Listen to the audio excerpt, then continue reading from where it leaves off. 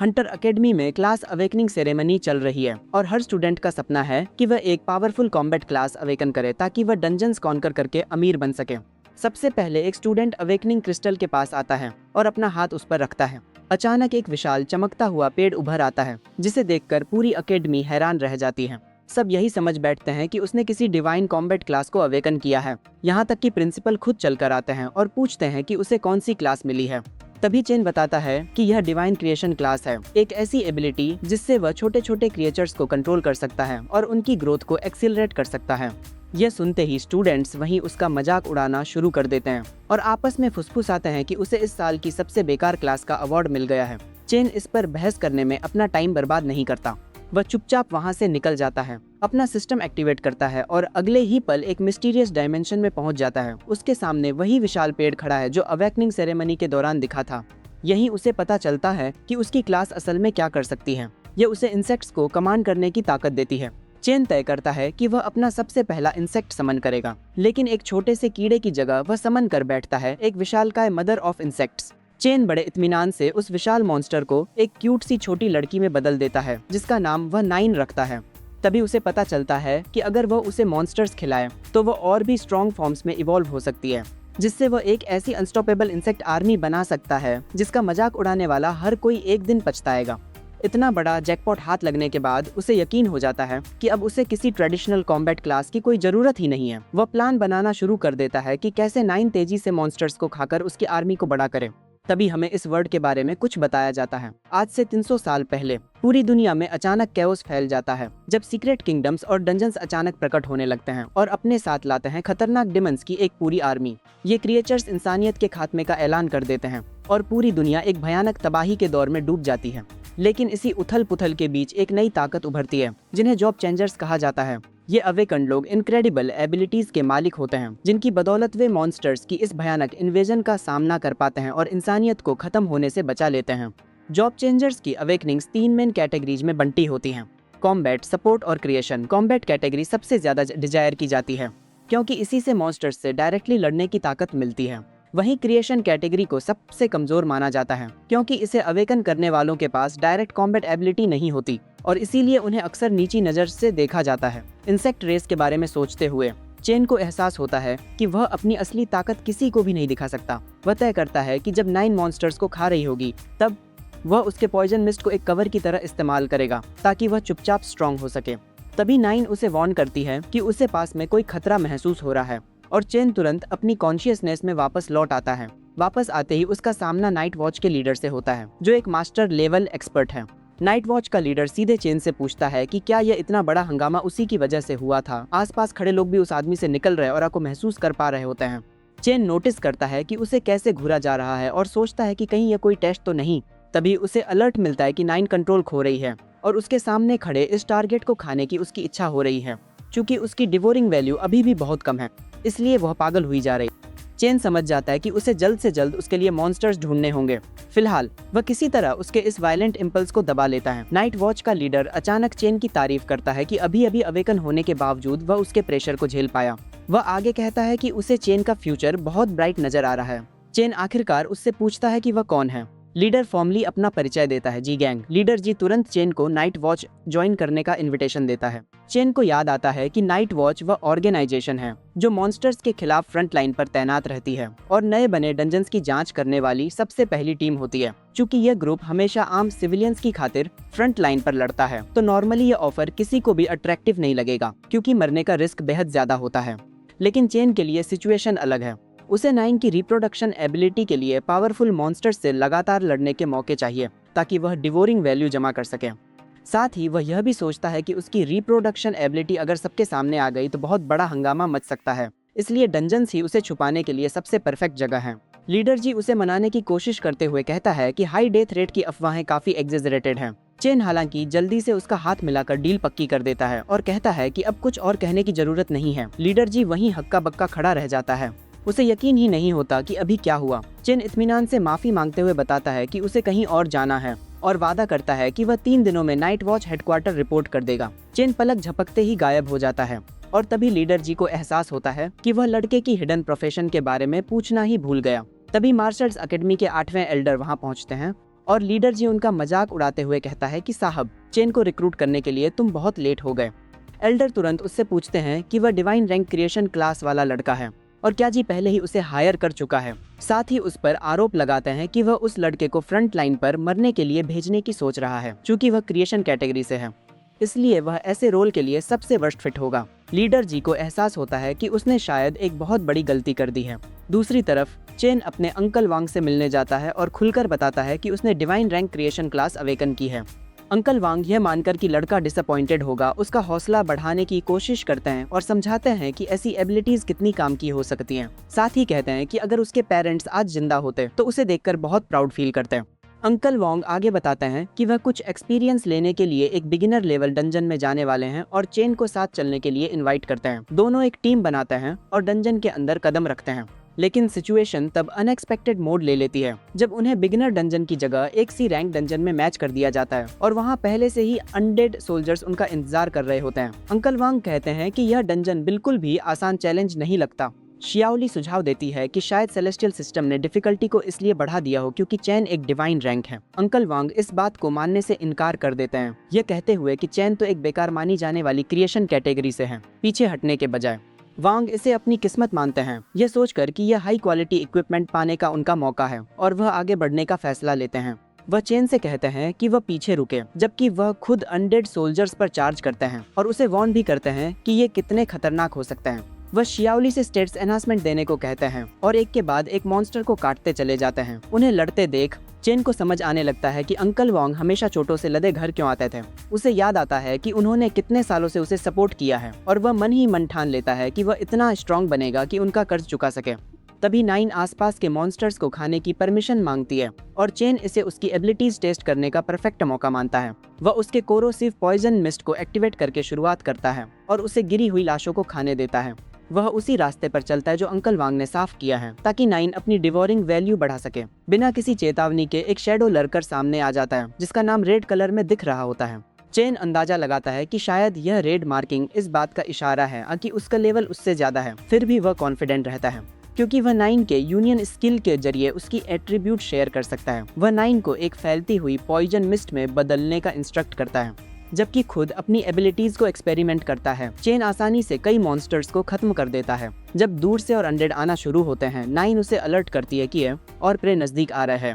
इतनी बड़ी तादाद में मॉन्स्टर्स को इकट्ठा होते देख चेन को अंकल वांग की सेफ्टी की चिंता होने लगती है और वह 9 को ये सब जल्दी खत्म करने के लिए कहता है। दूसरी तरफ अंकल वांग अपनी लिमिट पर पहुंच चुके होते हैं। वह शियाओली से कहते हैं कि वो पीछे हटे और चेन को डंजन से बाहर ले जाए, जबकि वह खुद मॉन्स्टर्स को डिस्ट्रैक्ट करने के लिए रुकते हैं। इसी के दौरान एक हाई लेवल अनडेड अचानक अटैक कर देता है। वांग को अपनी गार्ड ढीली छोड़ने का पछतावा होता है, लेकिन ठीक फाइनल स्ट्राइक लगने से पहले चेन बीच में आ जाता है और उसे एक पॉइजनस वेव से शील्ड कर देता है। अंकल वांग हैरानी से देखते हुए पूछते हैं कि क्या चेन की क्रिएशन क्लास ऐसा भी कर सकती है, जिस पर चेन जवाब देता है कि उसके पास एक हिडन पॉइजन एबिलिटी भी है। चेन फिर शियाओली को इंस्ट्रक्ट करता है कि वह अंकल वांग को बाहर ले जाए क्योंकि उनकी इंजरीज सीरियस हैं और उन्हें भरोसा दिलाता है कि वह अकेले ही मॉन्स्टर्स को रोक लेगा। तभी एक सिस्टम नोटिफिकेशन आता है कि डंजन बॉस को समन किया जा रहा है। वांग बेचैन हो जाता है, फिर भी शियाओली उनसे कहती है कि चेन पर भरोसा रखें और वे पीछे हट जाते हैं। अंकल वांग अपनी तलवार चेन की तरफ फेंकते हैं और कहते हैं कि उसे सही सलामत वापस लेकर आए। चेन उस बिगिनर लेवल तलवार को पकड़ता है क्योंकि इससे उसकी पॉइजन मिस्ट की रीच बढ़ जाती है। वह मन ही मन खुद पर गर्व भी करता है कि वह हमेशा से अपने पूरे स्कूल में सबसे बेहतरीन स्वॉर्ड्समैन रहा और मॉन्स्टर्स को काटता जाता है।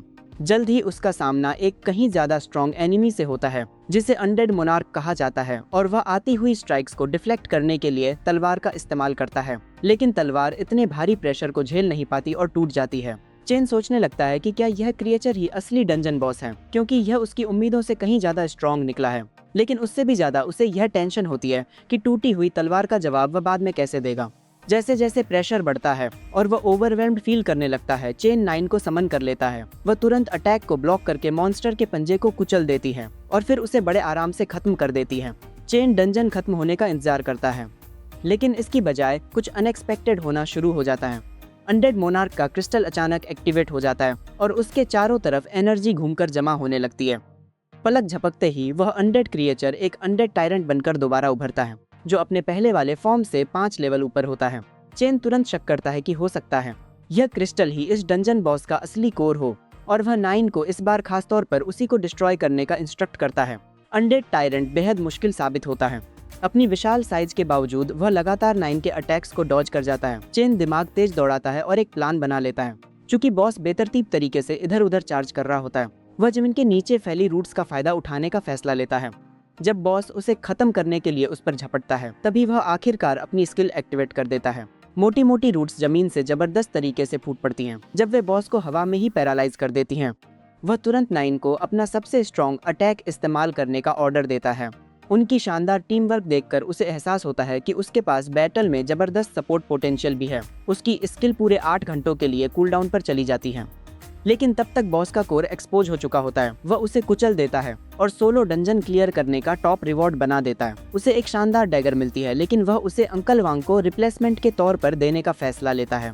इसके बाद वह अगले रिवॉर्ड की तरफ बढ़ता है। एक विशाल हैमर जिसे वह मुश्किल से उठा पाता है, उसमें एक ओवर पावर्ड इफेक्ट होता है जो क्रिटिकल हिट पर 5 गुना डैमेज देता है। जैसे ही उसे एक्सपीरियंस मिलती है और उसका लेवल बढ़ता है, उसकी स्ट्रेंथ इतनी बढ़ जाती है कि वह उस हैमर को आसानी से घुमा पाता है। इसी बीच 9 शर्माते हुए उससे पूछती है कि क्या वह बाकी हथियारों को अपने रिवॉर्ड के तौर पर खा सकती है, लेकिन वह उसे बताता है कि वे खाने के लिए बिल्कुल नहीं है। 9 एक छोटे बच्चे की तरह मुंह फुला लेती है, फिर पूछती है कि क्या उसे बॉस मिल सकता है।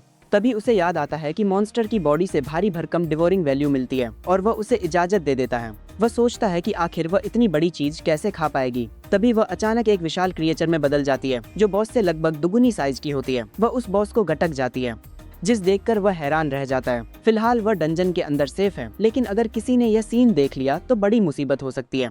जब वह देखता है कि बॉस से कितनी ज्यादा डिवोरिंग वैल्यू मिलती है, तो उसे समझ आता है कि तेजी से ग्रो करने की सबसे अच्छी स्ट्रेटेजी बॉसेज को टारगेट करना ही है। तभी उसे बाकी लोगों के बॉस रूम की तरफ आने की आवाज सुनाई देती है। वह जल्दी से अपनी भारी भरकम मदर इंसेक्ट को छुपा देता है और यह दिखावा करता है कि उसने बॉस को अकेले हराया क्योंकि उसका पॉइजन इसकी वीकनेस निकला। चूंकि वह रोज रोज डंजन्स फार्म नहीं कर सकता, वह सोचता है कि उसे 9 को खिलाने के लिए कहीं और जाना पड़ेगा। अंकल वांग को उसके लिए बुरा लगता है कि उसे रिसर्च करनी पड़ रही है, जबकि वह लेवल 1 में ही बॉस को मार सकता है। लेकिन चेन क्लियर करता है कि वह सच इसलिए छुपा रहा था क्योंकि वह अपने अंकल को टेंशन नहीं देना चाहता था। वह शर्माते हुए बताता है कि वह पहले ही नाइट वॉच ज्वाइन कर चुका है। सीन शिफ्ट होता है और वह ट्रेन स्टेशन से बाहर निकलते हुए वाइल्ड डंजन्स की तरफ बढ़ता दिखता है। ट्रेन होने के लिए ये डंजन्स के बाहर ऐसी जगह होती है जहां मॉन्स्टर होते हैं। आगे जब वह ब्रेड खाता है तो हर बाइट से उसे थोड़ी सी डिवोरिंग वैल्यू मिलती है, लेकिन 9 उस बेस्वाद टेस्ट से साफ निराश नजर आती है। वह अंकल वोंग द्वारा गिफ्ट की गई स्टोरेज रिंग में से एक मैप निकालता है। चूंकि वाइल्ड में इलेक्ट्रॉनिक्स को भारी इंटरफेरेंस झेलनी पड़ती है, इसलिए इस पोस्ट अपोकैलिप्टिक एरिया में नेविगेट करने का इकलौता तरीका पेपर मैप ही है। वह क्वेश्चन मार्क से आगे मौजूद गॉब्लिन डंजन को चुनता है, जो उन इलाकों को दिखाता है जो एक्सप्लोर करने के लिहाज से बहुत खतरनाक माने जाते हैं। तभी एक गुस्से में भरा आदमी उससे पूछता है कि क्या उसने आसपास किसी डार्क हेयर्ड लड़की को देखा है। लगता है वह कुछ देर से चेन को पुकार रहा था। चेन उसे बताता है कि उसने किसी को नहीं देखा, सिवाय एक ऐसे मुंहफट के जिसकी माँ ने शायद मैनर्स सिखाना ही भूला दिया। जब वह अपनी स्किन को पिघलता देखता है तो वह आदमी हैरान रह जाता है कि एक नौसिखिया कैसे लेवल 27 के टैंक जैसे आदमी को हर्ट कर सकता है। गुस्से में वह चिल्लाता है कि चेन ने शियाओ क्लान के किसी बंदे से पंगा लेकर बहुत बड़ी गलती कर दी है। जैसे ही वह आदमी जमीन पर जोरदार वार करता है, चेन तुरंत उछलकर दूर हो जाता है। उसे नहीं पता कि शियाओ क्लान कौन है, लेकिन यह नाम उसे कहीं सुना सुना सा लगता है। वह 9 को तुरंत उस पर पूरी ताकत से टूट पड़ने का ऑर्डर देता है। वह आदमी बेकाबू हो जाता है, कहता है कि वह किसी क्रीपी काले धुएं से डरने वाला नहीं है, लेकिन तभी वह रुक जाता है जब उसे अचानक अपना नाम सुनाई देता है। कहीं से एक सिल्वर हेयर्ड आदमी आता है जिसे वह मास्टर कहकर बुलाता है। ठीक उसके पीछे वह आदमी उस बेवकूफ को ऑक्सीजन की बर्बादी कहता है और उसके जबड़े पर एक अपरकट जड़ देता है। यह उसकी सजा होती है क्योंकि उसने एक मामूली नौकर होते हुए भी शियाओ क्लान का नाम इस्तेमाल करने की गलती की। चैन तुरंत भांप जाता है कि यह आदमी उस दूसरे बेवकूफ से कहीं ज्यादा स्ट्रॉन्ग है। वह आदमी शांति से माफी मांगता है कि उसका छोटा सा कुत्ता बहुत ज्यादा भौंक गया। उसे चैन दिलचस्प लगता है और वह आराम से पूछता है कि क्या वह उसकी पार्टी ज्वाइन करना चाहेगा। चेन ऑफर ठुकरा कर तुरंत वहां से निकल जाता है। वह आदमी पहले से ही उसकी क्लास के बारे में जानता है और अपने नौकर को उस डार्क हेयर्ड लड़की को ढूंढते रहने का ऑर्डर देता है। वह बाकियों से भी कहता है कि अपनी फोर्सेज इकट्ठा करें क्योंकि वह लड़की इस जगह से जिंदा नहीं निकल सकती। बाद में चेन वाइल्ड में काफी अंदर तक पहुंच जाता है और सोचने लगता है कि शायद वह असल में रास्ता भटक गया है। शाम ढलने लगती है और 9 उन चूहों को खाकर थक चुकी होती है जिनसे उसे लगभग कुछ भी नहीं मिलता। तभी वो एक गेट से गुजरता है और अचानक बारिश शुरू हो जाती है। उसे लगता है कि वो किसी स्पेशल एरिया में एंटर कर गया है। तभी सच में एक विशाल 8 टांगों वाला मॉन्स्टर उस पर हमला करने के लिए तैयार खड़ा मिलता है। 9 एक्साइटेड हो जाती है, लेकिन वह उसे बताता है कि यह मॉन्स्टर सिर्फ साइज में बड़ा है, इसका लेवल काफी कम है। वह आराम से उसके अटैक को डॉज करता है, फिर उसे सीधा जमीन में धंसा देता है। बस इतना ही नहीं, क्योंकि 9 उसे दिखाती है कि यह तो बस शुरुआत थी, पूरी जगह असल में ऐसे ही क्रिएचर्स से भरा एक विशाल नेस्ट है। यह देखकर वह उससे कहता है कि यह तो उसके लिए एक फ्री स्पाइडर लेग बुफे है। चेन सारे स्पाइडर्स को चीरता हुआ आगे बढ़ता है और उनकी लाशों को 9 के खाने के लिए इकट्ठा कर देता है। हालांकि उसे आगे कुछ और भी पावरफुल और टेस्टी महसूस होता है। वह उसे ढूंढकर तुरंत अटैक करने का ऑर्डर देता है, लेकिन जब उसे आह की आवाज सुनाई देती है तो वह रुक जाता है, कंफ्यूज कि क्या फर्श पर पड़ी यह लड़की सच में कोई मॉन्स्टर है या नहीं। जब वह दर्द से उठती है वह तुरंत पीछे हट जाती है। जब वह उससे पूछता है कि क्या वह ठीक है, वह उसे भरोसा दिलाता है कि वह बस मॉन्स्टर्स ढूंढ रहा एक हंटर है। वह गुस्सा हो जाती है और कहती है कि उसने बिना किसी वजह के सीधा उस पर अटैक कर दिया। वह कसम खाता है कि वह उसे मॉन्स्टर जैसी लग रही थी। यह इम्प्रेसिव बात है कि वह उसके अटैक से बिल्कुल अनहर्ट है। बिना कोई समय गंवाए वह पलट कर जाने लगती है और बड़बड़ाती है कि कोई उसका पीछा कर रहा है। जब वह पूछता है कि वह इतनी बेचैन क्यों है, तो वह कहती है कि वह मॉन्स्टर से डरती है। उसे उसका यह कमजोर बहाना बिल्कुल यकीन नहीं होता, लेकिन अगर वह सही है तो वह आसानी से उसके पीछे आने वाले किसी भी मॉन्स्टर को फार्म कर सकता है। साथ ही वह यह भी सोचता है कि शायद असली इंसान भी उसका पीछा कर रहे हों, क्योंकि वाइल्ड में कोई पुलिस नहीं होती। तभी 9 उसे वापस रियलिटी में लाती है, क्योंकि ढेर सारा प्रे सीधा उनकी तरफ दौड़ा चला आ रहा होता है। जब वह उनकी तादाद देखता है उसे समझ आता है कि शायद वह लड़की मॉन्स्टर्स के पीछा करने की बात में झूठ नहीं बोल रही थी। फिर भी ये सब उसके लिए फ्री पॉइंट्स ही हैं, तो वह फार्मिंग मोड में आ जाता है। उसे नोटिस होता है कि वे पहले से कहीं ज्यादा तेज हैं और एक तो हैरान करने वाली इंटेलिजेंस के साथ उस पर सीक्रेट अटैक भी कर देता है। उसे समझते देर नहीं लगती कि वे अजीब तरीके से कोऑर्डिनेटेड हैं। तभी उसके दिमाग में आता है कि शायद बॉस उन्हें हाइव माइंड्स कंट्रोल कर रहा है। उसे लगता है कि अकेले उन सबको संभालना मुश्किल होगा, लेकिन तभी 9 आकर बताती है कि बॉस खुलेआम उसका मजाक उड़ा रहा है। गुस्से में आकर वह एक मॉन्स्टर्स चीख छोड़ती है, जिससे सारे इंसेक्ट्स पूरी तरह बेकाबू हो जाते हैं। जैसे ही वे कंफ्यूजन में एक दूसरे पर अटैक करने लगते हैं, वह उस झुंड के बीच से सीधा बॉस की तरफ दौड़ लगा देता है। वह ऊपर से डाइव मारकर अपनी पॉइजन डैगर सीधे उसकी खोपड़ी में घोंप देता है। कुछ ही पलों बाद चेन बॉस की बेजान बॉडी के ऊपर खड़ा होकर अपने स्टैट्स चेक करता है और उसे पता चलता है कि वह लेवल 14 पर पहुंच चुका है। इस फाइट को पूरी तरह वन साइडेड फाइट में बदलते देख बाकी बचे मॉन्स्टर्स घबराकर भागने की कोशिश करते हैं। वह उन्हें भागने नहीं देता और 9 से कहता है कि वह अपना फूड एंजॉय करे। थोड़ी देर बाद उसका डिवोरिंग बार अपनी लिमिट तक पहुंच जाता है और 9 उसे बताती है कि अब वह और भी इंसेक्ट्स बना सकती है। जैसे ही वह इजाजत देता है उसकी बॉडी चमकने लगती है, क्योंकि रिप्रोडक्शन प्रोसेस शुरू हो जाता है, जिससे उसकी अपनी एबिलिटीज और ज्यादा एम्पलीफाई कर देती हैं। उसी वक्त उसके हाथ पर बना निशान चमकने लगता है, यह इशारा करते हुए कि उसने नई स्किल्स अनलॉक कर ली हैं और स्वार्म प्रोडक्शन लगभग पूरा होने वाला है। चेन हैरानी से देखता रह जाता है जब उसके चारों तरफ अनगिनत उड़ने वाले इंसेक्ट्स स्पॉन होने लगते हैं। वह पहले से ही सोचने लगता है कि आगे चलकर यह आर्मी कितनी खतरनाक बन सकती है। जैसे ही वह उनमें से एक के सिर पर हाथ फेरता है, उसे एहसास होता है कि ये बेबी इंसेक्ट्स उसके प्रति लॉयल हैं और उनके जन्म से कई नई स्किल्स अनलॉक हो चुकी हैं। तभी 9 पीछे से चुपके से आकर उसे सरप्राइज हग करती है। फिर वह उसे बताती है कि उसे आराम चाहिए और तुरंत अपने नेस्ट में गायब हो जाती है। चेन को सुकून मिलता है कि वह अब अपनी इंसेक्ट आर्मी को सेफली स्टोर कर सकता है और जब चाहे समन कर सकता है। 9 बिना देर किए स्नोरिंग मोड में चली जाती है, जिससे उसे एहसास होता है कि यह पूरा प्रोसेस कितना थकाने वाला रहा होगा। क्यूरियस होकर वह अपनी नई स्किल ओवरलॉर्ड टेस्ट करने का फैसला लेता है। हाथ उठाकर वह उसे एक्टिवेट करता है और हैरान रह जाता है कि वह कितनी आसानी से पूरे स्वार्म को कंट्रोल कर पाता है, यहाँ तक कि उनकी सेंसेज को भी ऐसे शेयर कर पाता है जैसे यह उसके लिए बिल्कुल नेचुरल हो। उसे एहसास होता है कि इंसेक्ट्स भी एक्शन के लिए बेताब लग रहे हैं और वह उन्हें अपने पीछे पीछे चलने का ऑर्डर देता है। सीन शिफ्ट होकर एक मॉन्स्टर से भरे शहर में चला जाता है, जहां आसमान से कुछ धड़ाम से गिरता है। मॉन्स्टर्स उस ऑरा से दबकर जम जाते हैं। उन्हें रिएक्ट करने का मौका मिलने से पहले ही वे फैलती हुई पॉइजन मिस्ट से वेपराइज हो जाते हैं। अपने स्वार्म की सेंसेज शेयर करते हुए चेन खुद को बेतहाशा ओवरपावर्ड महसूस करता है। वह सोचता है कि अब एक और स्वार्म बनाना बच्चों का खेल होगा और अगली लिमिट तक पहुंचने में कितना टाइम लगेगा यह देखने के लिए अपने स्टैट्स खोलता है, लेकिन स्क्रीन सामने आते ही वो शॉक हो जाता है। सीन शिफ्ट होकर एक सुनसान वेयरहाउस में चला जाता है, जहां एक मामूली गुंडा घबराते हुए अपने बॉस को पुकारता है। वह रिपोर्ट करता है कि स्पाइडर नेस्ट पूरी तरह खत्म हो चुका है, एक भी जिंदा नहीं बचा। पैनिक फैल जाता है जब वह सोचता है कि कहीं यह नाइट वॉच का काम तो नहीं या फिर कुछ और गड़बड़ हो गई। वह सोचता है कि अब उन्हें स्पाइडर वेनम हासिल करने के लिए किसी को लूटना पड़ेगा।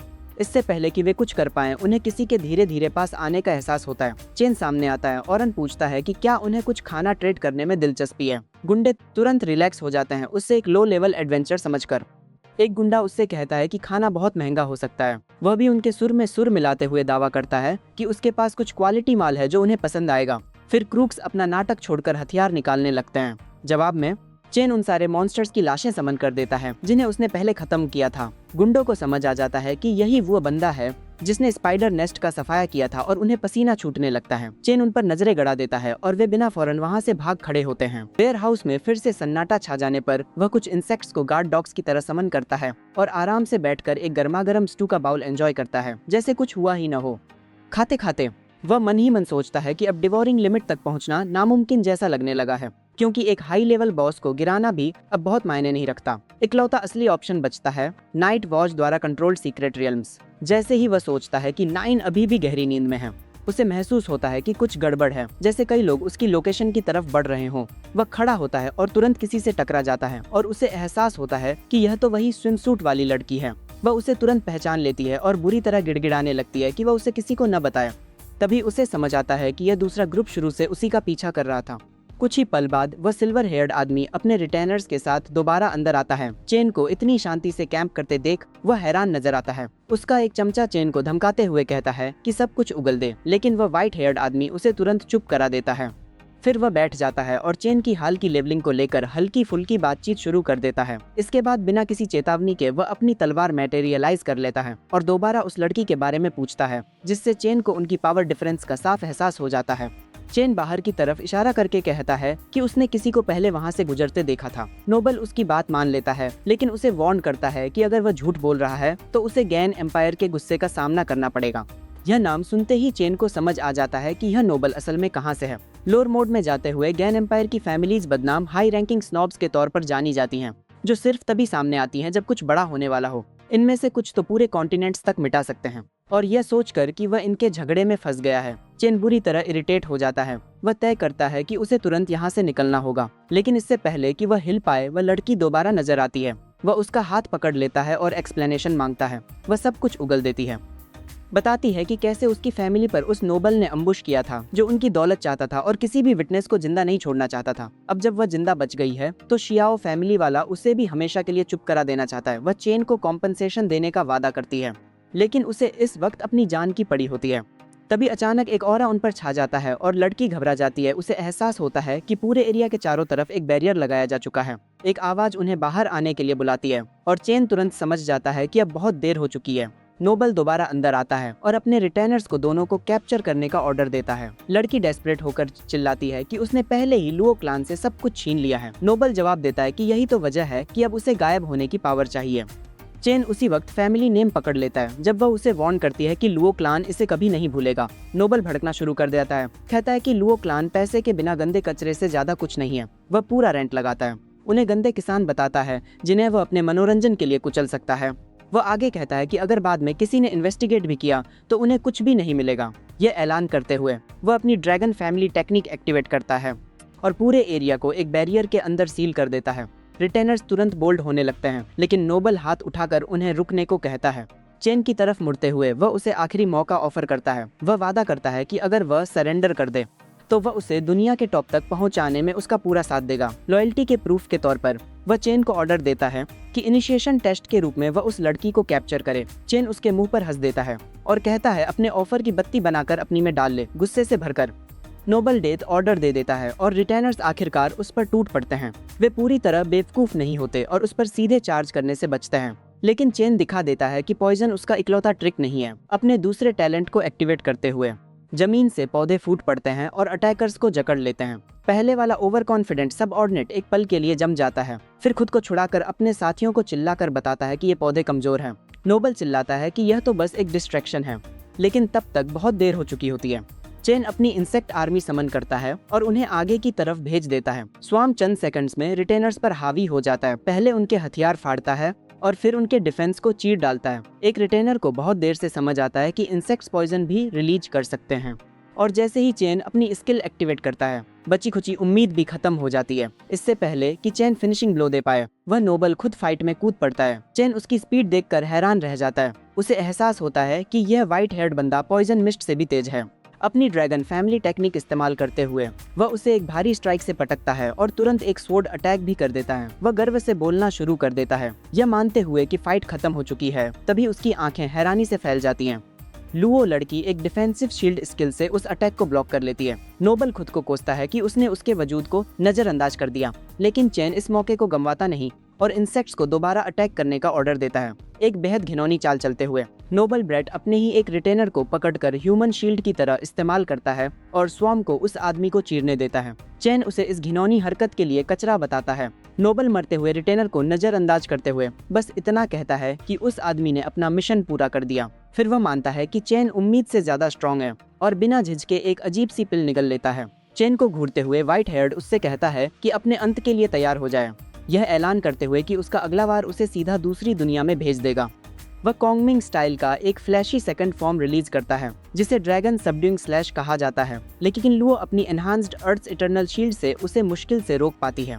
वह शील्ड को बनाए रखने के लिए संघर्ष करती है, जबकि व्हाइट हेयर्ड लगातार अपने सेकंड फॉर्म का इस्तेमाल करता रहता है। चेन को समझ आता है कि अब उसे पूरी ताकत लगानी होगी और वह एक खतरनाक ऑरा रिलीज कर देता है, जिससे शियाओ फैमिली का नोबल सोचने पर मजबूर हो जाता है कि क्या चेन असल में एक क्रिएशन टाइप ही है। चेन अपने इंसेक्ट्स को उस पर स्वाम करने का ऑर्डर देता है, लेकिन नोबल अभी भी सिचुएशन की गंभीरता मानने से इनकार करता है। वह मॉन्स्टर्स को मामूली कीड़े ही समझता है। फिर भी उसे थोड़ी ही देर में समझ आ जाता है कि ये लगातार रीजेनरेट होते जा रहे हैं। चेन का चेहरा सख्त हो जाता है जब वह उसे चैलेंज करता है कि देखते हैं शियाओ फैमिली का नोबल उसके इस लगातार बढ़ते इंसेक्ट स्वार्म के आगे कितनी देर टिक पाता है। व्हाइट हेयर्ड पैनिक में लगातार अपना सेकंड फॉर्म इस्तेमाल करता रहता है, जैसे उसे बस यही एक टेक्निक याद हो, और सेकंड्स में ही उसकी ड्रैगन क्यूई भी खाई जाने लगती है। इंसेक्ट्स आखिरकार उस तक पहुंच जाते हैं और एक उसमें अपना दांत गड़ा देता है। पॉइजन से उसके हाथ को बेकार कर देता है। जैसे ही युआन वू के पास कोई ऑप्शन नहीं बचता, वह आखिरकार अपना ट्रम्प कार्ड निकालता है, एक अजीब फैमिली हेयरलूम जिसे लाइफ जेड प्रोटेक्टर कहा जाता है। वह घमंड में आकर ऐलान करता है कि कुछ मामूली इंसेक्ट्स उसे कोई खतरा नहीं दे सकते और अपनी असली पहचान शाओ युआन वू के तौर पर रिवील करता है। चेन को उस ट्रेजर से एक जबरदस्त ऑरा निकलता महसूस होता है और उसे टेस्ट करने के लिए वह अपने इंसेक्ट्स को अटैक करने भेजता है, लेकिन किसी तरह उसके अपोनेंट के चारों तरफ के शील्ड को खरोंच तक नहीं पाते। युआन वू मुस्कुराता है और तुरंत दोबारा बातें करना शुरू कर देता है, समझाते हुए कि उसका ट्रेजर हर अटैक को ब्लॉक कर सकता है, चाहे उस पर कुछ भी फेंका जाए। वह चेन की तारीफ करता है कि उसने उसे यहाँ तक कॉर्नर किया, लेकिन ऐलान करता है कि अब चेन खत्म हो चुका है। शियाओ वाला एक हैरान करने वाली नरमी दिखाते हुए उसे अपना सब ऑर्डिनेट बनने का ऑफर देता है। बदले में वादा करता है कि वह उसे शियाओ फैमिली नेम इनहेरिट करने देगा और उसकी जान बख्श देगा। हालांकि चेन जरा भी परेशान नजर नहीं आता, जबकि लुओ पूरी हैरानी से यह सब देख रही होती है। युआन वू सोचने लगता है कि कहीं चेन पागल तो नहीं हो गया, यह रियलाइज करने के बाद कि वह हारने वाला है, और वह एक बार फिर शियाओ फैमिली की ताकत की डींगे हाँकने लगता है। चेन शांति से उसे याद दिलाता है कि अगर कोई कुछ इन्वेस्टिगेट करना चाहे तो उसके पीछे कोई न कोई निशान जरूर छूटना चाहिए, यह धमकी देते हुए कि वह उसकी जिंदगी को बिना कोई निशान छोड़े खत्म कर देगा। जैसे ही चेन अपने पॉइजनस ऑरा में लिपटने लगता है, नाइन अपनी नींद से जाग जाती है, ऐलान करते हुए कि उसे बहुत भूख लगी है और वह इस शियाओ को अपने भोजन के तौर पर इस्तेमाल करना चाहेगी। युआन वू का कॉन्फिडेंस उस मॉन्स्टर को देखते ही डगमगाने लगता है। नाइन अपने पंजों से अटैक करती है और उस शील्ड को आसानी से चकनाचूर कर देती है। वह उसे जमीन में दफना देती है, उसे बुरी तरह खत्म कर देती है, बिना एक बाल भी पीछे छोड़े। नाइन फिर वापस अपने मास्टर के पास आती है, उसे इस भोजन के लिए थैंक्स कहते हुए। लुओ, जो यह सब कुछ देख चुकी होती है, चिंतित हो जाती है कि कहीं चेन उसे भी मरवाने की सोच न ले, क्योंकि अब वह उसके इतने सारे सीक्रेट्स जान चुकी है। लड़की जल्दबाजी में उसे 10 मिलियन वर्थ की एक स्टोरेज रिंग में मौजूद अपना सारा सामान ऑफर कर देती है। वह उसकी तरफ मुड़ता है और बताता है कि उसे उसकी बात पर भरोसा नहीं है, क्योंकि उसने अभी अभी उसे इतनी सफाई से झूठ बोलते देखा है। लुओ रिवील करती है कि उसका असली नाम सांदुओ लुओ है और कसम खाती है कि अगर वह दोबारा उससे झूठ बोले तो उस पर 5 बार बिजली गिरे। जब चेन उसका नाम सांदुओ मानने से इनकार कर देता है तो वह अपना आइडेंटिफिकेशन कार्ड निकालती है, उसे 2 साल पुरानी अपनी मोटी फोटो प्रूफ के तौर पर दिखाते हुए। वह बिल्कुल भी कन्विंसिंग नहीं लगती। चेन जवाब देता है, जिससे उसका मर्डरस इंटेंट साफ नजर आ जाता है। हर दूसरा बहाना और बार्गेनिंग टैक्टिक इस्तेमाल कर लेने के बाद लड़की आखिरकार एक सील स्क्रॉल निकालती है और समझाती है कि एक बार साइन करने के बाद अगर उसने कभी भी चेन का कोई सीक्रेट रिवील किया तो वह तुरंत मर जाएगी। चेन प्रपोजल एक्सेप्ट कर लेता है और सील स्क्रॉल अपने हाथ में ले लेता है। जब वह उसकी वैल्यू पूछता है तो वह मानती है कि यह 10 मिलियन की है। जिससे चेन तुरंत गुस्सा हो जाता है क्योंकि उसने अभी अभी उस रिंग की इकलौती महंगी चीज इस्तेमाल कर ली जो वह उसे ऑफर कर रही थी। सांधुओ साफ नर्वस हो जाती है और जल्दी से एक और भी बड़े रिवॉर्ड का वादा करती है अगर वह उसे सुरक्षित उसके पेरेंट्स तक एस्कॉर्ट कर दे। चेन उसका बॉडीगार्ड बनने से इनकार कर देता है और बताता है कि उसे नाइट वॉच रिपोर्ट करना है क्योंकि वह पहले ही लेट हो चुका है। सांधुओ जिद करती है और कहती है कि उसका घर कहीं पास ही है, वादा करते हुए कि वह बाद में नाइट वॉच हेडक्वार्टर तक टेलीपोर्टेशन अरेंज कर देगी। किसी तरह अपनी जिद के दम पर वह उसे अपने रेसिडेंस तक ले जाने के लिए मना ही लेती है। जल्द ही दोनों लुओ फैमिली मेंशन पहुंच जाते हैं जो एक बहुत ही विशाल एस्टेट निकलती है। जब घर की मालकिन को शियाओ फैमिली की हरकतों के बारे में पता चलता है तो वह गुस्से से भड़क उठती है। उनके पति उन्हें शांत करने की कोशिश करते हैं लेकिन वह गुस्से में चिल्लाती रहती हैं। फिर भी आखिरकार वह मान लेती हैं कि शियाओ फैमिली उनके लिए डायरेक्टली कन्फ्रंट करने के लिए बहुत ज्यादा पावरफुल है, इसीलिए वह तुरंत कोई एक्शन न लेने का फैसला करती हैं। लुओ कपल फिर चेन की तरफ मुड़ते हैं और उनकी बेटी को बचाने के शुक्रिया के तौर पर उसे अपना ब्लैक कार्ड देते हैं। वे उसके लिए एक शानदार मील भी अरेंज करते हैं जबकि सांधुओं के वादे वाला टेलीपोर्टेशन तैयार किया जा रहा होता है। चेन शर्माते हुए खाना एक्सेप्ट करता है, यह कहते हुए कि वह बस थोड़ा सा टेस्ट करेगा। फिर भी टेबल पर बैठते ही वह अपनी सोच से कहीं ज्यादा खाना खा जाता है। अपनी जबरदस्त भूख के आगे पूरी तरह हार मानते हुए वह सोचने लगता है कि क्या यह जबरदस्त भूख इतने सारे इंसेक्ट्स को कंट्रोल करने का नतीजा है।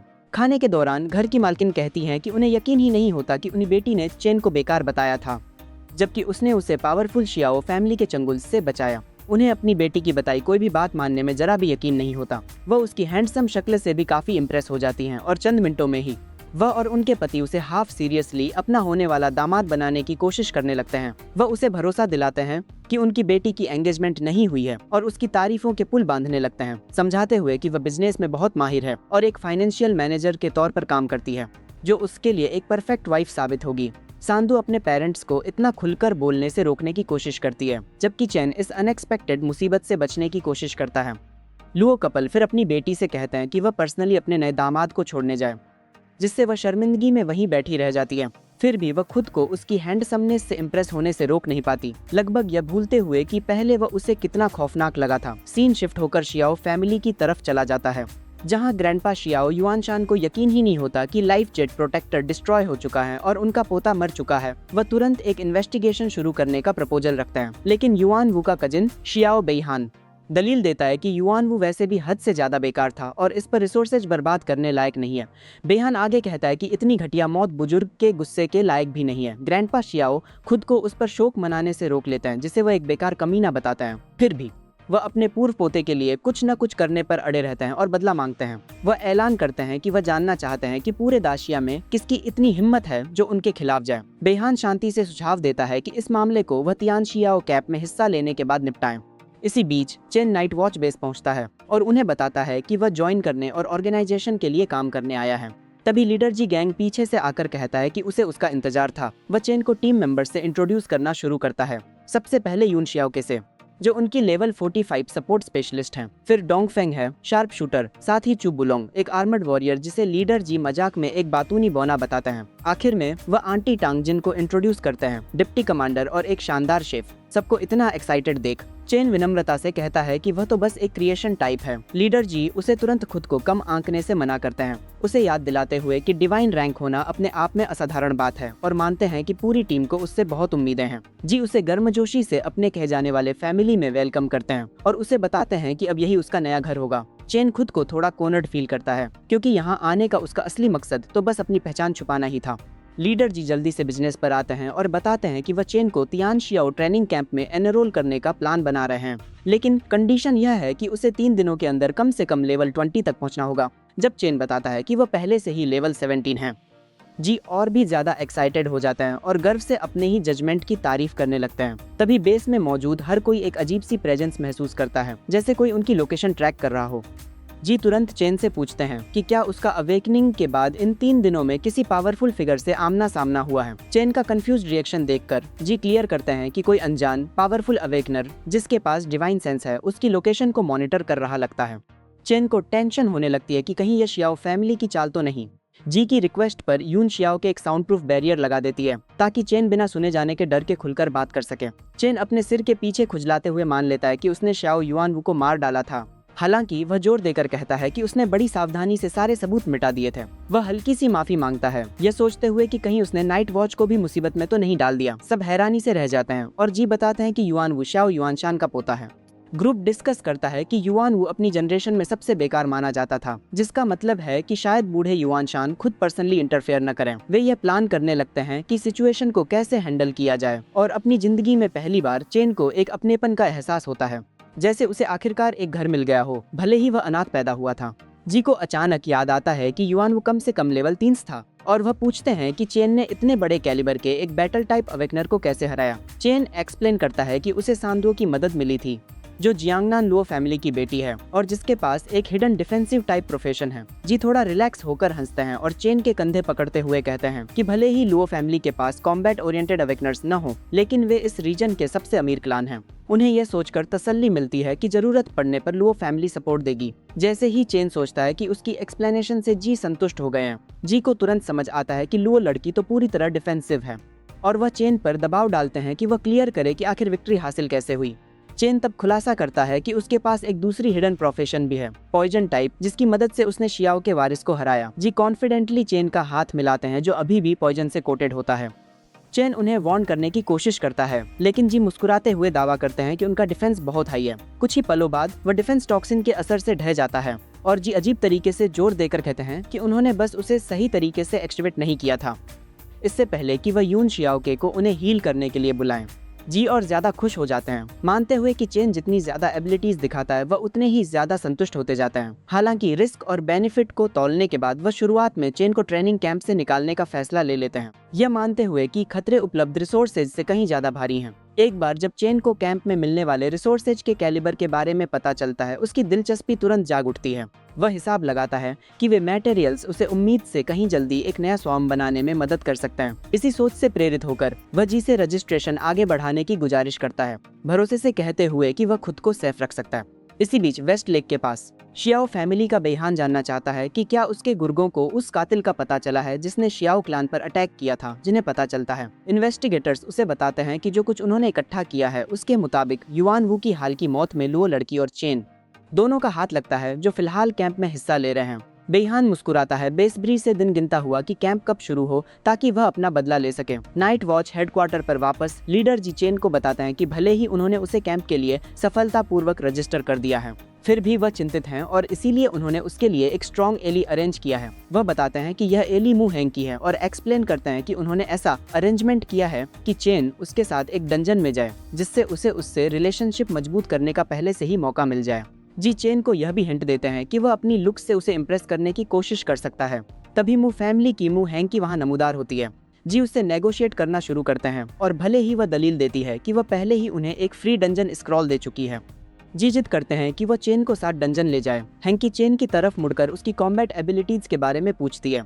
जब उसे पता चलता है कि वह सिर्फ एक रूकी है, वह उसकी क्रिएशन टाइप को कचरा बताकर खारिज कर देती है। इससे जी गुस्से में आ जाते हैं और उसे डांटते हैं, कहते हैं कि वह उन्हें दोबारा कभी अंकल न बुलाए, यह दलील देते हुए कि चेन न सिर्फ डिवाइन रैंक है बल्कि उसके पास एक ड्यूल प्रोफेशन भी है। जब उसका बटलर बताता है कि उसे अभी अभी किसी ने डंप किया है, हैंकी शर्मा जाती है और बेमन से चेन को साथ लाने के लिए राजी हो जाती है। सीन शिफ्ट होता है और टीम ब्यूटीफुल विलेज नाम के डंजन की तरफ बढ़ती है, जहां उन्हें बॉस को हराना है और अल्टार को डिस्ट्रॉय करना है ताकि डंजन क्लियर हो सके। डोंगफेंग डंजन एक्सप्लोरेशन की जिम्मेदारी संभालता है, साथ ही सबको वार्न करता है कि अगर वे अलग हो जाएं तो टेलीपोर्टेशन स्टोन पर वापस आ जाएं। वह समझाता है कि म्यूटेशन का चांस बेहद कम है, जबकि नाटा साचू बुलोंग चेन को बताता है कि यह स्क्रॉल अकेले कम से कम 1 बिलियन की वैल्यू रखता है। हैंकी साफ नफरत भरी नजरों से चेन को घूरती है, उसे वार्न करते हुए कि वह उन्हें स्लो न करे, जबकि चू बुलोंग उसे भरोसा दिलाता है कि उसे चिंता करने की जरूरत नहीं है क्योंकि वह पक्का करेगा कि चेन सेफ रहे। चेन हालांकि इस अनईजी फीलिंग को झटक नहीं पाता कि कुछ बुरा होने वाला है। अचानक वे खुद को डंजन के अंदर पाते हैं, एक बेहद खूबसूरत विलेज जैसी जगह में खड़े हुए। वे घरों को सर्च करने का प्लान बनाते हैं, यह उम्मीद करते हुए कि शायद कोई छिपा हुआ मॉन्स्टर मिल जाए। जैसे ही वे विलेज के पास पहुंचते हैं, डोंगफेंग उस पत्थर में कुछ अजीब सा नोटिस करता है जिस पर विलेज का नाम लिखा है। यून शियाओ के सबको एक क्लींजिंग बफ देती है और चेन हैरान होकर महसूस करता है कि इससे न सिर्फ उसकी एजिलिटी और एनर्जी बढ़ती है बल्कि उसका दिमाग भी साफ हो जाता है। तभी सबसे बुरा होता है, जैसे ही म्यूटेशन एक्टिवेट हो जाता है और पत्थर से निकलती डार्क एनर्जी उन सबको घेर लेती है। डंजन उस खूबसूरत चार्मिंग विलेज से बदलकर डेड स्पिरिट विलेज में तब्दील हो जाता है, जिसे अब एक नाइटमेयर लेवल थ्रेट के तौर पर डिजिग्नेट कर दिया जाता है। बदकिस्मती से जो पहले एक आसान ऑर्डिनरी लेवल डंजन था, वह अब एक नाइटमेयर बन चुका होता है। मामले को और बिगाड़ते हुए म्यूटेशन सबको डंजन के अंदर अलग अलग बिखेर देता है। चेन को तुरंत समझ आ जाता है कि इतने लो लेवल पर अकेले लड़ना जानलेवा साबित हो सकता है, इसलिए वह डोंगफेंग की सलाह मानने का फैसला लेता है और बाकियों से दोबारा मिलने के लिए टेलीपोर्टेशन स्टोन की तरफ लौटने लगता है। जैसे ही वह एक कमरे में कदम रखता है, वह पाता है कि यह ताबूतों से भरा हुआ है। वहाँ उसे दीवार पर एक अजीब सा पोर्ट्रेट दिखता है और उसे नोटिस होता है कि उसे देखकर वह मुस्कुराया, जिससे चेन को लगता है कि कहीं वह कुछ इमेजिन तो नहीं कर रहा। तभी ताबूतों से अनडेड स्पिरिट्स निकलने लगते हैं, जिनके पास कॉलिजन और करप्शन जैसी स्किल्स होती हैं। जब चेन को समझ आता है कि ये मॉन्स्टर्स फिजिकल अटैक्स के लिए पूरी तरह इम्यून हैं, उसे एहसास होता है कि वह कितनी बुरी तरह फंस चुका है। वह अपना पॉइजन इस्तेमाल करने की कोशिश करता है, लेकिन उसे पता चलता है कि उसकी पॉइजन स्किल भी एक फिजिकल डिलीवरी सिस्टम गिनी जाती है और बिल्कुल बेअसर है। 9 उससे मॉन्स्टर्स को खाने की परमिशन मांगती है, हालांकि वह हिचकिचाता है, यह सोचते हुए कि कहीं उसका खाना भी फिजिकल अटैक ही न गिना जाए। चेन तय करता है कि मदर इंसेक्ट को एक कोशिश करने देनी चाहिए, लेकिन उसे इंस्ट्रक्ट करता है कि वह सावधान रहे और अगर यह फेल हो जाए तो मदद के लिए पुकारे। किस्मत से 9 आसानी से मॉन्स्टर्स को खा जाती है, जिससे उसके मास्टर को समझ आता है कि वह भी असल में एबिस से आती है और इसीलिए उसे अनडेड की तरह एक डार्क स्पीशीज माना जाएगा। वह यह भी सोचता है कि शायद वह आगे चलकर लॉर्ड ऑफ द एबिस बन सकती है, जो शायद उसे किसी भी अनडेड से ऊपर रैंक कर दे। यह कंफर्म करने के बाद कि इन स्पिरिट्स को खाया जा सकता है, वह अपने स्वॉर्म को छोड़ देता है, उन्हें इंस्ट्रक्ट करते हुए कि वे मॉन्स्टर्स पर दावत उड़ाएं, पर यह पक्का करें कि कोई इंसान यह प्रोसेस न देख पाए। चेन देखता है कि उसे भारी भरकम एक्सपीरियंस पॉइंट्स मिल रहे हैं और वह तेजी से लेवल अप हो रहा है। सिर्फ 10 सेकंड्स में वह 5 लाख से ज्यादा एक्सपीरियंस पॉइंट्स इकट्ठा कर लेता है, जिससे वह बेहद खुश हो जाता है। आसपास के मॉन्स्टर्स को क्लियर करने के बाद वह 9 को साथ लेकर उस मुस्कुराते पोर्ट्रेट को चेक करने जाता है। इस बार पोर्ट्रेट एंजाइटी से भरा और उदास नजर आता है। जब 9 पूछती है कि क्या वह देख सकती है कि यह पोर्ट्रेट खाया जा सकता है या नहीं, तो वह लिटरली फट जाता है और सिस्टम चेन को बताता है कि उसने एक लेवल 30 नेक्रोमेंसर गार्ड को डरा कर मार डाला है, जिससे उसे नॉर्मल मॉन्स्टर्स के मुकाबले 2 गुना एक्सपीरियंस पॉइंट्स मिलते हैं। इसी बीच डोंगफेंग कंट्रोल बनाए रखने के लिए स्ट्रगल कर रहा होता है, सिर्फ इसलिए संभल पाता है क्योंकि किस्मत से वह अपने साथ एक मैजिक वेपन लेकर आया था। ग्रुप को लीड कर रहे होने के नाते उसे बाकी पार्टी की चिंता होती है। इस म्यूटेटेड डंजन के अंदर उनकी सेफ्टी को लेकर डर लगता है। जब सिस्टम उसे यह अलर्ट करता है कि किस जबरदस्त स्पीड से मॉन्स्टर्स खत्म हो रहे हैं, वह सोचने लगता है कि इसके पीछे कौन जिम्मेदार हो सकता है। आखिरकार वह इस नतीजे पर पहुंचता है कि सिर्फ हैंकी ही ऐसा कुछ कर पाने में सक्षम हो सकती है, यह सोचते हुए कि क्या वह वाकई इतनी स्ट्रांग हो सकती है और शक करते हुए कि उसने जरूर कोई पावरफुल एस छुपा रखा है। वह इस आइडिया को पूरी तरह खारिज कर देता है कि चेन खुद अकेले ऐसा कुछ एक्स्ट्रा ऑर्डिनरी अचीव कर सकता है। दूसरी तरफ हैंकी अपनी हद के आखिरी छोर पर पहुंच चुकी होती है, चिल्लाती है कि वह मरना नहीं चाहती और अफसोस जताती है कि उसे कैंप में हिस्सा लेने का कितना इंतजार था। तभी वह देखती है कि डेड स्पिरिट्स का एक झुंड किसी से भागता जा रहा है और सोचती है कि आखिर यह कौन हो सकता है, यह उम्मीद करते हुए कि शायद वे उसे बचा लें।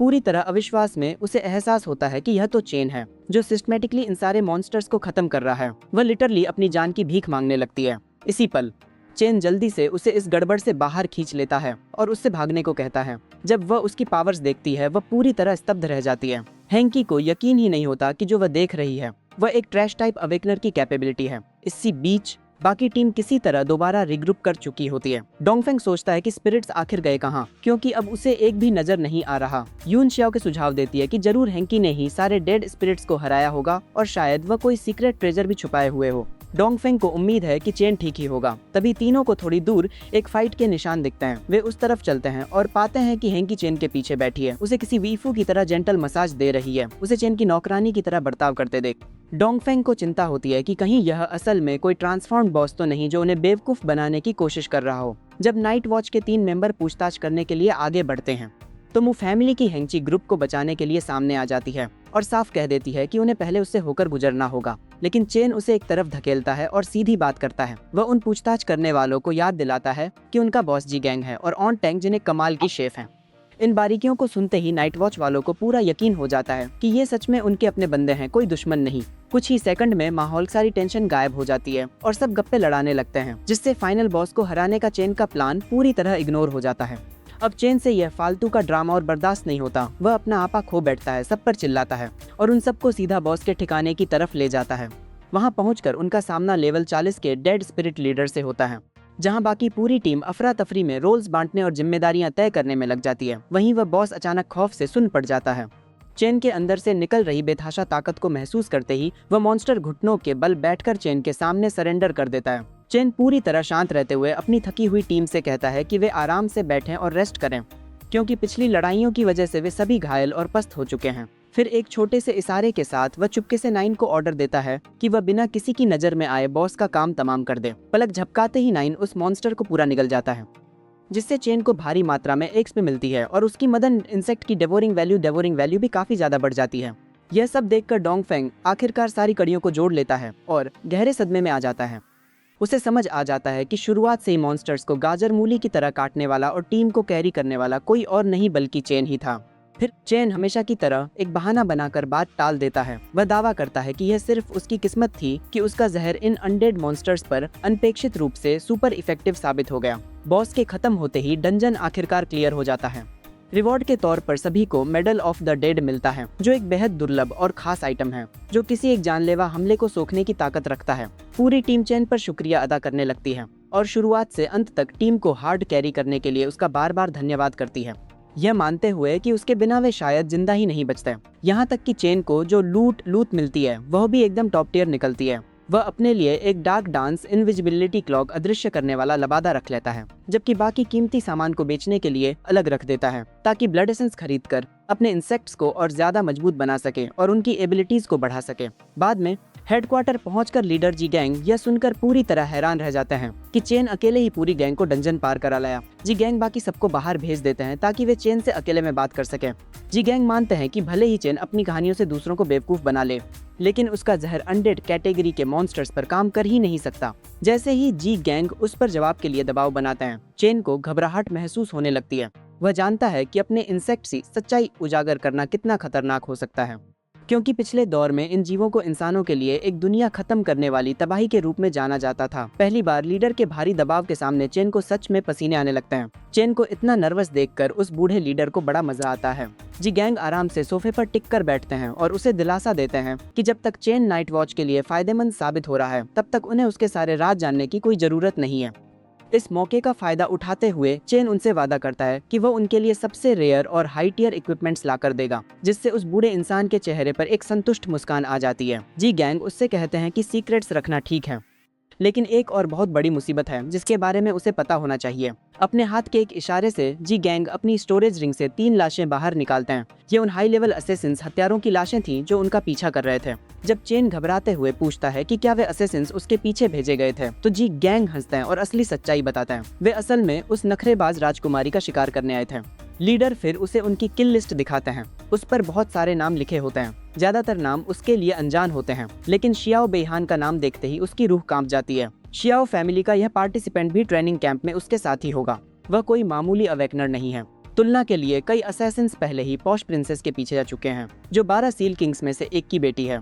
उनमें से ज्यादातर फेल हो गए क्योंकि उसकी फैमिली के सीक्रेट गार्ड्स ने चुपचाप उन्हें खत्म कर दिया। लेकिन उसकी फैमिली की पावर बेहान की फैमिली के आगे कुछ भी नहीं है। चेन को बेहान का नाम दिखाने का मकसद साफ तौर पर एक वार्निंग था। उसे कैंप में अपने पॉइजन का इस्तेमाल करने की इजाजत नहीं है, क्योंकि इससे सिर्फ फालतू का खतरा ही बढ़ेगा। लीडर अफसोस जताते हुए कहते हैं कि वह इतने पावरलेस हैं कि उन एलिट क्लान्स से चेन को बचा नहीं सकते। चेन सच में इमोशनल हो जाता है यह देखकर कि बूढ़ा आदमी सिर्फ इसलिए माफी मांग रहा है क्योंकि वह उसका सीक्रेट बेहतर तरीके से नहीं छुपा पाया।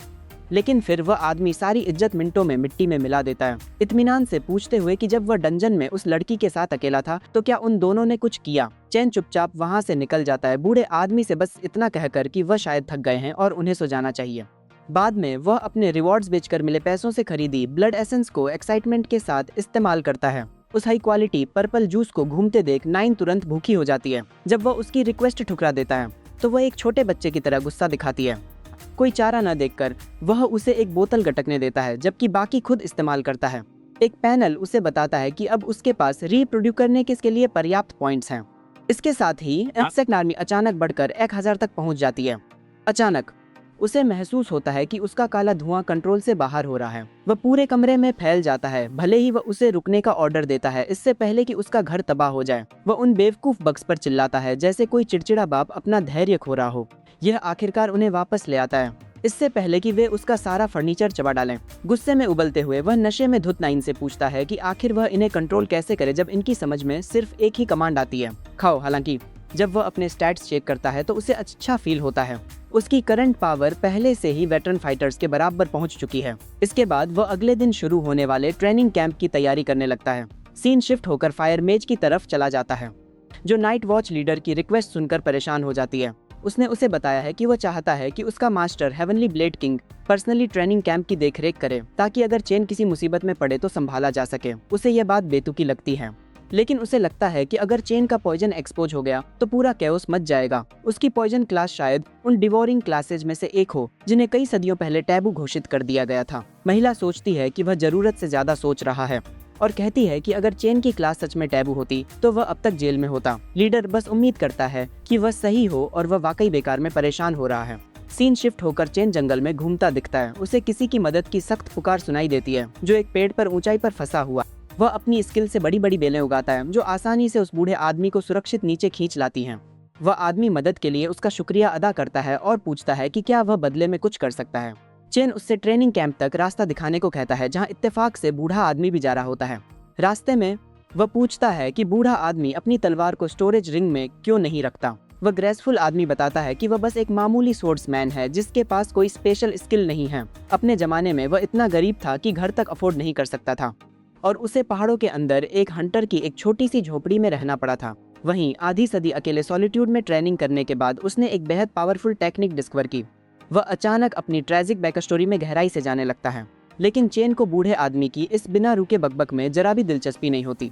जब कैंप आखिरकार नजर आता है, वह उस आदमी को ढूंढने के लिए मुड़ता है, लेकिन वह ग्रेसफुल बुढ़ा बिना किसी निशान के पहले ही गायब हो चुका होता है। बाद में उसे कैंप में अपना आइडेंटिटी रिस्टबैंड मिलता है। वह हैरानी से बस देखता रह जाता है जब दो लड़कियां तुरंत उस पर फिदा होने लगती हैं।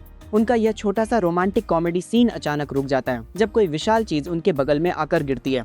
पास खड़ा एक पेट्रोल ऑफिसर उस स्टूडेंट से भिड़ जाता है जिसने सेशन शुरू होने से पहले ही मुक्के चलाना शुरू कर दिया था, लेकिन वह वेटरन फाइटर भी बास्केटबॉल की तरह उड़ा दिया जाता है। इस पूरे कैओस के पीछे तीन लोग हैं, तांजी टावर का एक असैसिन बोना, डिफेंस फोर्स का साइको चीफ कमांडर और इमॉर्टल स्वॉर्ड शियाओ बेईहान। सांदुओ उसे देखते ही गुस्से में आ जाती है क्योंकि उसने उसकी फैमिली की लीजेंडरी तलवार चुरा ली थी।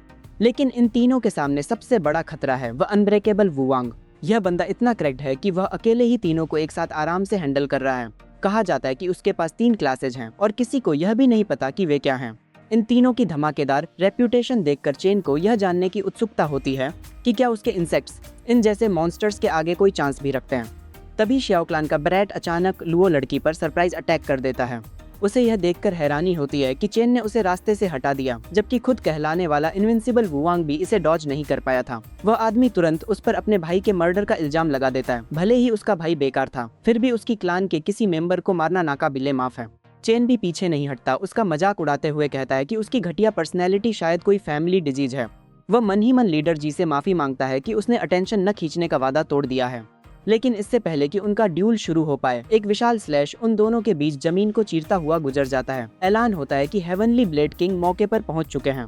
वह ग्रेसफुल बूढ़ा मास्टर शांति से उस उछल कूद करती टोली को वहीं रुकने को कहता है, वरना उसकी तलवार का सामना करना पड़ेगा। चेन को यह एहसास होते ही अपना माथा पीटने का मन करता है कि जिस सठियाए हुए बूढ़े को उसने पेड़ से बचाया था वह असल में खुद ब्लेड किंग ही था, एक लिविंग लीजेंड जिसे देखकर चारों जीनियस भी डर से जम जाते हैं।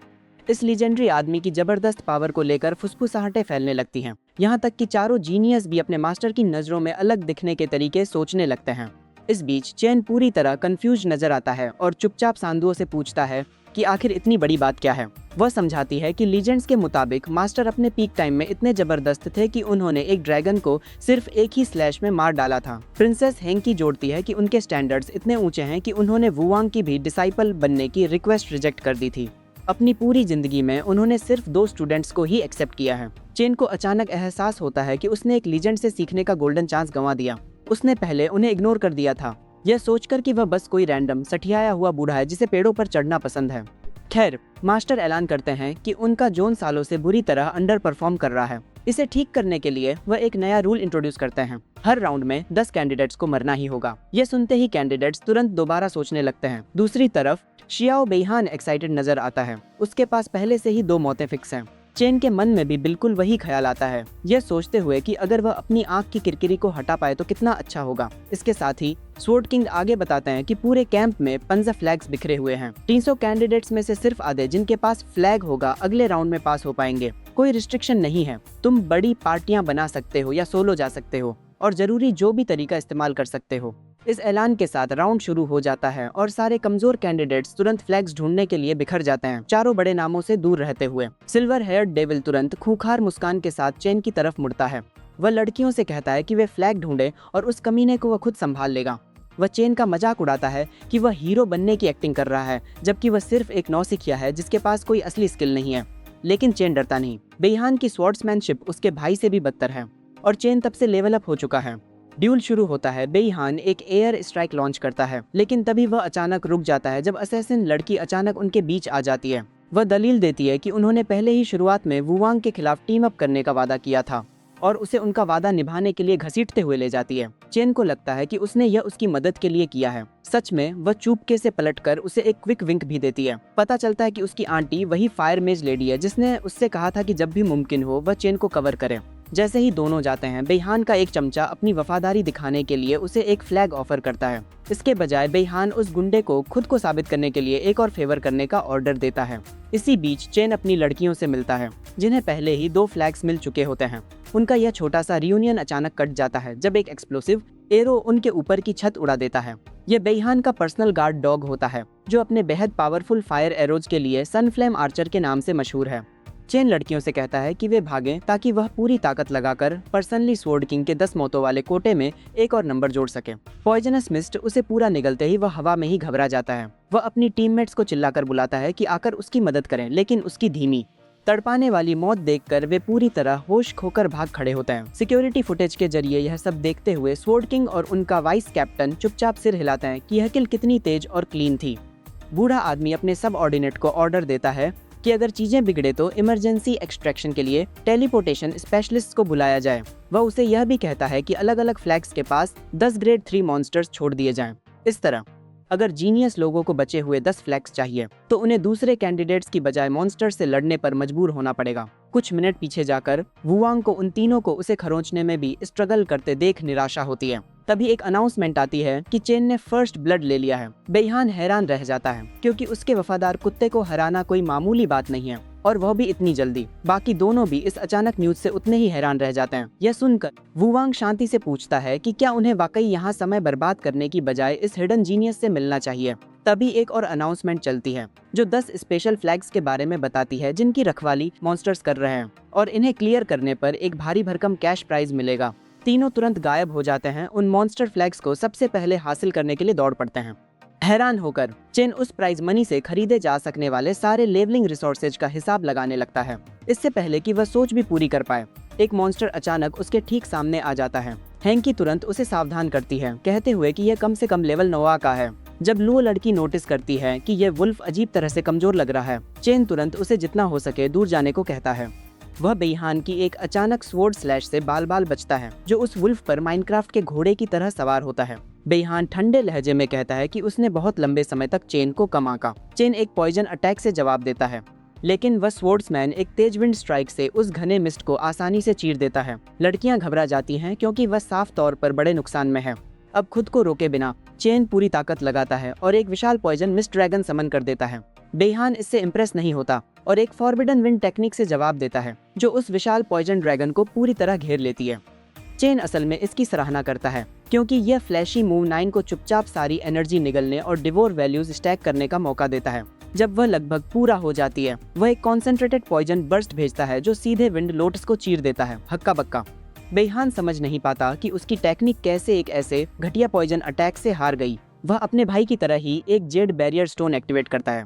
वह अचानक इमॉर्टल जैसा बर्ताव करने लगता है और जोर शोर से अपनी जीत का ऐलान करता है। चेन बस अपनी लड़की से कहता है कि वह अपना शील्ड डिप्लॉय करे और पूरे एरिया को सील कर दे। बेईहान माथे पर बल डालकर पूछता है कि वह क्या करने की कोशिश कर रहा है। चेन चुपचाप मुस्कुराता है, पूछते हुए कि क्या उसे पता है कि उसका भाई कैसे पिटा था। बेईहान को पूरा यकीन है कि एक सेकंड रेट पॉइजन यूजर उसके बैरियर के आगे कुछ भी नहीं कर सकता। सबको हैरान करते हुए वह शील्ड बिना टूटे 9 की स्ट्राइक झेल लेता है। उसका कंट्रोल्ड वुल्फ बीस्ट घबराकर तुरंत अपने मास्टर को बचाने के लिए दौड़ पड़ता है। जवाब में नाइन दो पॉइजन ड्रैगन समन कर देती है जो उस बीस्ट को संभाले, जबकि वो खुद पर्सनली उसके बैरियर में सेंध लगाती है। भले ही चेन उस बैरियर की मजबूती से हैरान है, फिर भी उसे यकीन है कि यह आखिरकार टूट ही जाएगा। स्क्रीन के जरिए यह सब देखते हुए कैदान अपने टेलीपोर्टेशन मास्टर चुंग युआन को ऑर्डर देते हैं कि अगर हालात खतरनाक हो जाएं, तो तुरंत बेहान को बाहर खींच लें। स्वॉर्ड किंग पूछते हैं कि क्या वाकई एक हंटर का मैदान में मरना नामंजूर है, सिर्फ इसलिए क्योंकि फशियाओ जियानगुओ का बेटा है। सब ऑर्डिनेट दलील देता है कि वे जनरल की फैमिली के खिलाफ जाने की पोजीशन में नहीं हैं। ट्रेनिंग कैंप के अंदर की घटनाएं फिलहाल छुपाई जा रही हैं, लेकिन सब कुछ इसके खत्म होने के बाद सामने आ जाएगा। स्वॉर्ड किंग सोचते हैं कि क्या चेन वाकई यहाँ के सबसे हाई रैंक पार्टिसिपेंट्स में से एक को खत्म कर सकता है। उन्हें यह शक भी होने लगता है कि कहीं यह बैरियर उन्हें बेईहान को गंभीर रूप से घायल होने के बाद टेलीपोर्ट करने से रोकने के लिए तो नहीं है। सीन वापस बैटलफील्ड पर शिफ्ट होता है, जहां वुल्फ बीस्ट अचानक एक बेजान बोरे की तरह गिर पड़ता है। बेईहान के जेड बैरियर में साफ साफ दरारें फैलने लगती हैं। तभी चेन को एक मेंटल वार्निंग मिलती है कि वह लो प्रोफाइल रहे, क्योंकि टेलीपोर्टेशन मास्टर चुंग युआन वहां आ रहा है। वह तुरंत मदर इंसेक्ट को वापस बुला लेता है ताकि अपनी असली ताकत एक्सपोज न हो। उस घमंडी ब्रैट के लिए एक आखिरी तोहफे के तौर पर वह एक पॉइजन ड्रैगन को सेल्फ डिस्ट्रक्ट करने का ऑर्डर देता है ताकि बैरियर पूरी तरह खत्म हो जाए।